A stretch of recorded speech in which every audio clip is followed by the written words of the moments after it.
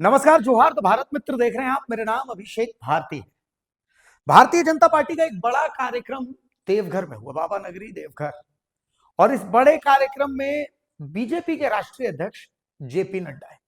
तो फिलहाल हम यहां पर क्यों हैं, ये मैं आपको बता देता हूं। मैं दो चीजें आपको समझाऊंगा और आप समझ जाएंगे कि ये दोनों चीजें परस्पर कैसे चलेंगी, साथ साथ चलेंगी। एक जो चीज मैं अभी आपको बताऊंगा ये वो है कि बीजेपी और जेएमएम के जो गठबंधन की खबरें लग रही है, उनको यहां से जो मैं बताने वाला हूं उसके बाद वो तमाम चीजों का द एंड हो जाएगा। मतलब एकदम फिनिश, वो चर्चा खत्म हो जाएगी कि भाई बीजेपी और जेएमएम के बीच कोई गठबंधन नहीं होने वाला है। पहली चीज, क्यों ऐसा होगा वो मैं बताऊंगा आपको। और दूसरी चीज मैं आपको ये बताऊंगा कि भाई बीजेपी, जेपी नड्डा वहां आए तो उन्होंने क्या देखा और बीजेपी अब किस निष्कर्ष पर पहुंचने की संभावना जताई जा रही है। तो इन सब चीजों को समझने से पहले आपको, अगर आपने धुरंधर देख ली है तो अच्छा है, नहीं देखी है तो उसका थोड़ा सा रेफरेंस लूंगा मैं, क्योंकि उसी आधार पर ये चीजें होंगी। धुरंधर एक फिल्म आई है। फिल्म में आप जब देखेंगे तो उसमें 5 बड़े कैरेक्टर्स हैं। आर माधवन है, अर्जुन रामपाल है, अक्षय खन्ना है, रणवीर सिंह है और संजय दत्त है। लेकिन जब आप इस फिल्म को देखेंगे, जबरदस्त तरीके से ये फिल्म सफल हो रही है, जब आप इस फिल्म को देखेंगे तो आपको फिल्म में अक्षय खन्ना कहीं नजर नहीं आएंगे, रणवीर सिंह कहीं नजर नहीं आएंगे, संजय दत्त कहीं नजर नहीं आएंगे, आर माधवन कहीं नजर नहीं आएंगे और अर्जुन रामपाल कहीं नजर नहीं आएंगे, ये अपने कैरेक्टर्स में। अब बीजेपी के साथ क्या दिक्कत है? बीजेपी के साथ दिक्कत को पहले समझने से पहले आपको समझना पड़ेगा ये 5 क का फॉर्मूला। जेपी नड्डा जो है वो 5 क का फॉर्मूला देकर के गए कि भाई बीजेपी की सफलता के लिए 5 क का फॉर्मूला उनको सिखाया गया था और यही 5 क का फॉर्मूला उनको झारखंड में भी लागू करना है। भाई ये 5 क का फॉर्मूला क्या है ये आपको मैं बता दूं। इसमें कार्यकर्ता, कार्यक्रम, कार्यालय,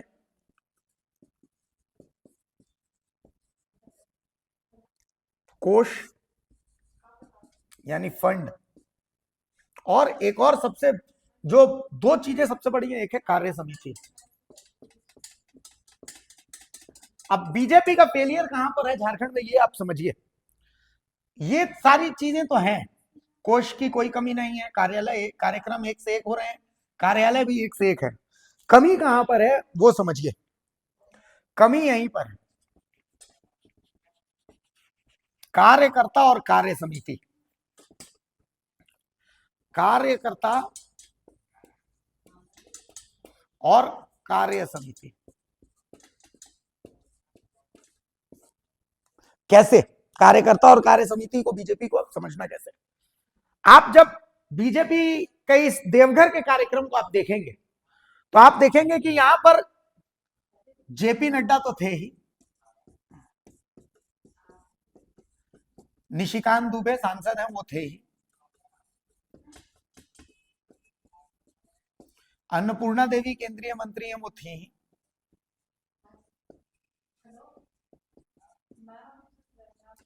केंद्रीय मंत्री ये थी। लेकिन इसके अलावा यहां पर 4 पूर्व सीएम थे।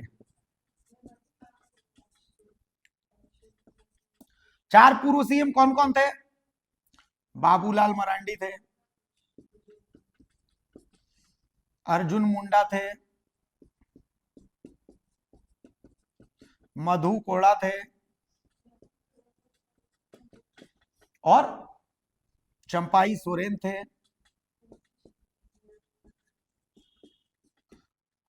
कोई नहीं था तो वो थे रघुवर दास।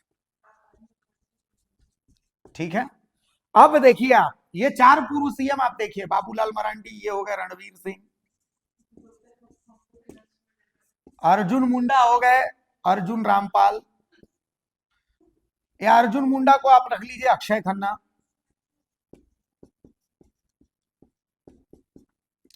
मधु कोड़ा हो गया आर माधवन,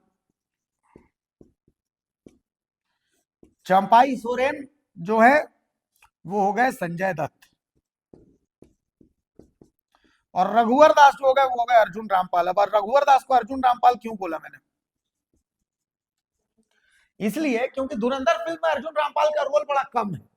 कहा जा रहा है कि पार्ट 2 में उनका रोल होगा, तो इस कार्यक्रम में भी रघुवर दास शामिल नहीं हुए थे, लेकिन इनकी भूमिका बहुत बड़ी रहने वाली है। ठीक है, तो ये हमारे झारखंड के बीजेपी के धुरंधर, और यही धुरंधर बीजेपी को डुबा रहे हैं। कैसे डुबा रहे हैं ये भी समझिए।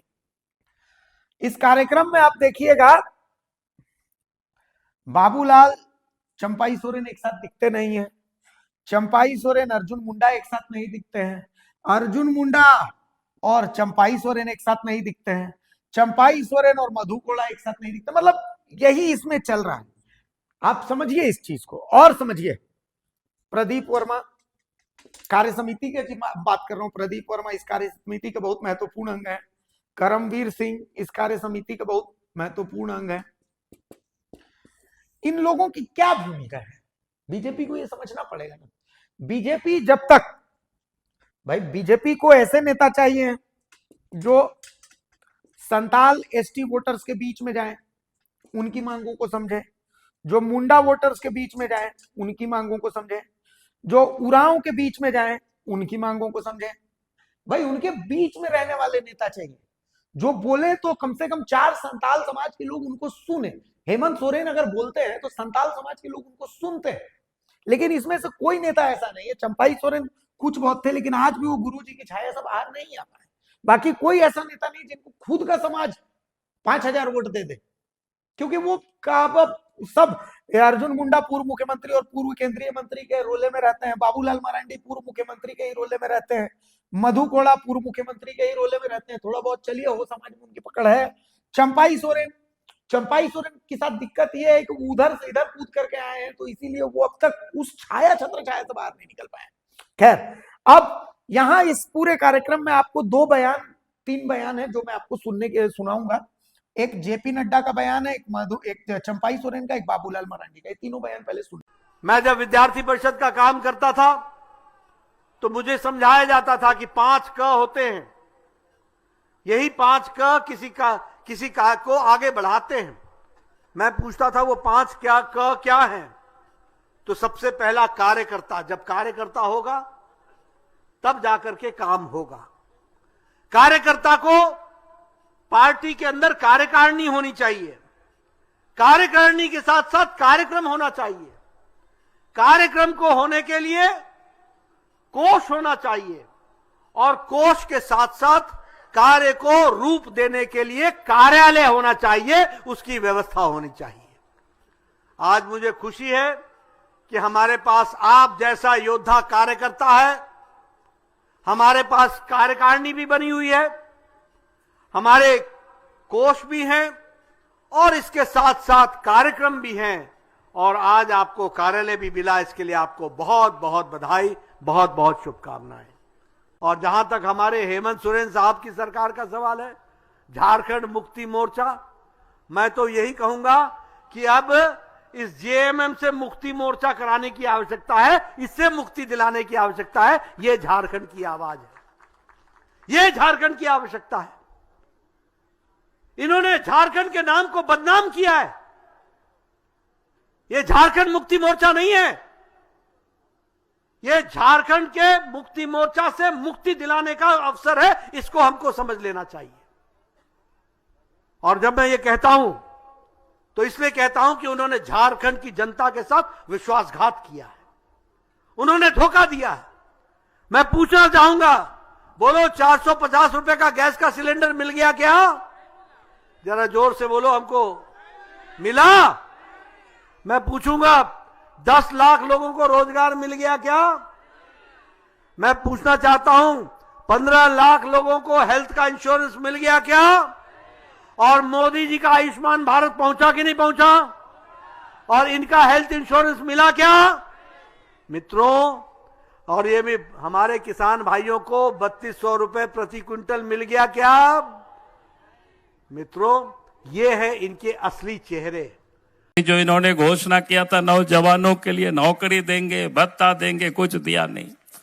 किसानों के लिए कभी कहा था कि हम आज तो किसानों के लिए खेतों पर धान भी आ गया, लेकिन कोई खरीदारी की कोई व्यवस्था नहीं है। किसान औने पौने दामों में धान को बेच रही है।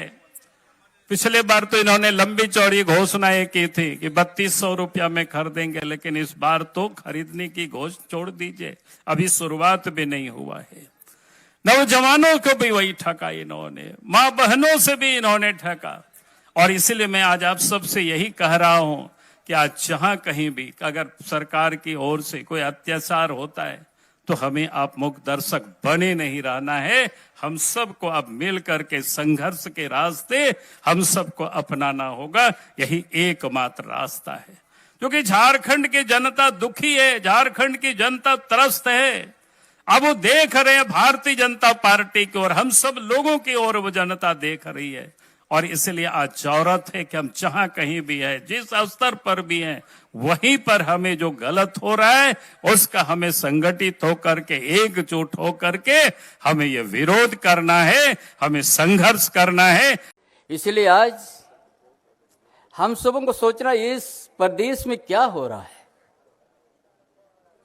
इस प्रदेश में कोई आज सरकार बोल के कुछ नहीं रह गया है। जितना ही योजना सब रुक गया है।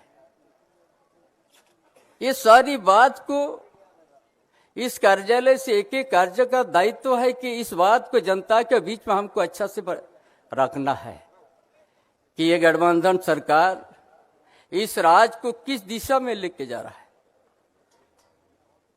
पूरा संताल परगना धरती में देखिएगा, शिकारीपाड़ा से साहेबगंज तक कितना माइनिंग किस तरह से लूट हो रहा है। इस चीज को कौन बताएगा, उससे किन लोग प्रभावित हो रहा है।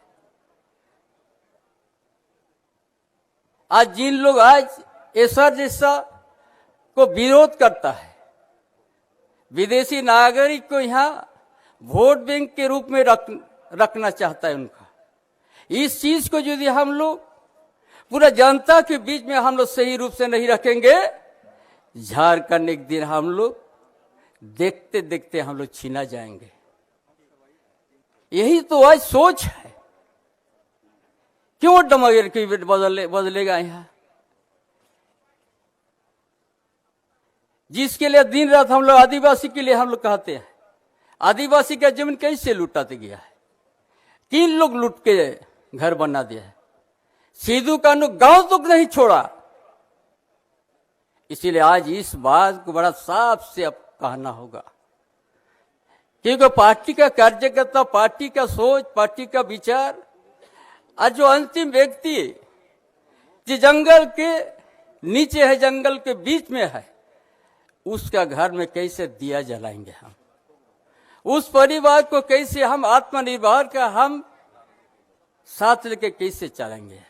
ये पार्टी का कार्यकर्ता का दायित्व है सभी का, चाहे प्रदेश स्तर का हो, चाहे जिला स्तर का हो, चाहे पंचायत, चाहे ब्लॉक स्तर के कार्यकर्ता, सबका दायित्व है। इसीलिए एक राजनीतिक पार्टी में हम लोग जुड़े हुए हैं और इसीलिए इस काम को हम लोग को करना है। इसलिए आज कार्यालय इसका सही उपयोग हम लोग लाएंगे, यही आज हमारा विचार है। सुन लिया आपने। अब आते हैं गठबंधन की बात। सिंपल सी चीज है, कॉमन सेंस की बात है। अब कॉमन सेंस लगाइए, दिखावे पर मत जाओ, अपनी अकल लगाओ। कॉमन सेंस ये है कि अभी से ठीक 24 घंटे पहले रांची में मुख्यमंत्री आवास में पूरे देश भर से आदिवासी प्रतिनिधि जमा हुए थे और इस दौरान मुख्यमंत्री हेमंत सोरेन ने भाषण दिया। उस भाषण की जो मुख्य जो पॉइंट थे वो क्या थे? पहला पॉइंट ये था कि एक पेड़ आपके नाम जो कार्यक्रम है या जिसके भी नाम कार्यक्रम है, ये मोदी का कार्यक्रम है, इस पर उन्होंने निशाना साधा कि ये तो आप कह रहे हैं और हंसदे हो जंगल को उखाड़ दे रहे हैं। तो जिसको गठबंधन करना होगा वो उड़ने थोड़ी जाएगा बॉस। सिंपल बेस है ना भाई। आप अपना बेटी का चाहे बेटा का जिसका घर में बियाह करते हैं ना, तो आप उस पर जो है निशाना थोड़ी साधते हैं, उस पर तंज थोड़ी कसते हैं। अरे मियाँ बीवी में घर परिवार में चलिए हो गया, मजाक उड़ा देता है आदमी, लेकिन पब्लिकली आप ये काम नहीं करते। तो अगर हेमंत सोरेन को अगर बीजेपी से गठबंधन करना है तो बीजेपी को हुड़ने थोड़े जाएंगे। सिंपल चीज है, बीजेपी पर सॉफ्ट रुख रखेंगे। लेकिन आदिवासी समाज के, देशव्यापी आदिवासी समाज को बुला करके और यहां पर हेमंत सोरेन बीजेपी पर निशाना साधते हैं, तो इसके पीछे का मकसद क्या होगा? गठबंधन थोड़ी होता है इसके पीछे का मकसद। इसके पीछे का मकसद यह है कि बात बिगड़ गई है। बात बिगड़ गई है मतलब या तो बीजेपी ने इनको तवज्जो नहीं दिया, या फिर हेमंत सोरेन और बीजेपी के बीच मुद्दों को लेकर के सहमति नहीं बनी, या बीजेपी ने इनको कोई टास्क दे दिया है कि भाई तुम अपना देख लो, अपने हिसाब से कर लो, बाकी हम इधर से हमको जो मदद होगा हम सामने आकर के तो नहीं करेंगे, पीछे से जो मदद होगा हम करेंगे। तो ये आप देख लीजिए। तो कुल मिलाकर के बीजेपी के साथ गठबंधन एकदम अब इम्पॉसिबल है। पहली चीज हेमंत सोरेन ने इधर से भी दे दिया, और इधर से आप देखिए जेपी नड्डा, बाबूलाल और चंपाई सोरेन, ये सब जो है ये निशाना साध रहे हेमंत सरकार पर। तो जब इन पर निशाना साधा जा रहा है तो भैया फिर वही बात की, जब गठबंधन है करना तो फिर उड़ करके का फायदा? कहेंगे मीडिया वाला तो बहुत बदमाश है, फिर पुराना बयान निकाल करके चलाएगा। तो इसीलिए ये जो गठबंधन का जो सवाल है इसको द एंड कर दीजिए, ये बिल्कुल फिनिश, खत्म, टाटा बाय बाय, एकदम एंड। तो अब क्या होना है? अब जो होना है वही होना है जो मंजूर है भोले बाबा होना है। तो कुल मिलाकर के अब आगे आगे देखिए होता है क्या। लेकिन अब बीजेपी को जो है क्या करना है, बीजेपी को अपनी कार्य समिति में, इस कार्य समिति में ऐसे चेहरों को लाना है जो चेहरे एक्सेप्टेबल, ऐसे चेहरों को लाना है जो कम से कम कार्यकर्ताओं की पहुंच में हो, कार्यकर्ता उनसे जा करके बात कर सके। इसमें से कोई भी, ये सब पूर्व मुख्यमंत्री लोग हैं, इनमें से किसी के पास इतना समय नहीं है, उन्होंने अपने अपने कार्यकर्ता को बांध लिया। अब बाबूलाल मरांडी है, बाबूलाल मरांडी से खूंटी का कार्यकर्ता मिलने जाएगा तो दिक्कत है। अर्जुन मुंडा है, अर्जुन मुंडा से संथाल का आदिवासी समाज का लोग मिलने जाएगा तो दिक्कत है। अर्जुन मुंडा को ऐसे ही महतो लोग अपना दुश्मन मान करके बैठा हुआ है। चंपाई सोरेन से राजधनवार में बाबूलाल मरांडी वाले कार्यकर्ता लोग मिलने जाएंगे तो दिक्कत है। तो ये सब अपने अपने में मगन है। करमवीर सिंह, संगठन में क्या हो रहा है उनको पता ही नहीं है, वो आज तक अपनी थार से बाहर नहीं निकल पाए। प्रदीप वर्मा की क्रीच नहीं टूटी है, मतलब उनको आज तक संगठन में क्या चल रहा है नहीं चल रहा उससे मतलब नहीं, उनकी अपनी दुकानदारी चलनी चाहिए। जेएमएम के साथ मिल करके अपना धंधा पानी भी कर रहे हैं फर्स्ट क्लास। तो क्या ऐसे लोगों के सारे बीजेपी उम्मीद रखती है कि वो सत्ता में आ जाएगी? बीजेपी को चाहिए फ्रेश फेसेस, ऐसे फेसेस जो बोले तो 5 लोग सुने कम से कम। बीजेपी को चाहिए ऐसे नेता जो कम से कम जनता के बीच जाकर के एकदम ऊपर से नीचे तक बवाल कर दे, और नहीं तो फिर वही कल का लड़का जयराम महतो विपक्ष में बैठेगा और आप मंथन पर मंथन करते रहिएगा। ये 5 क का फॉर्मूला आपने दिया है, बहुत बढ़िया फॉर्मूला दिया है नड्डा जी, लेकिन यहां कार्य समिति में आपको खुद को बदलाव लाने की जरूरत है। नमस्कार, जोहार।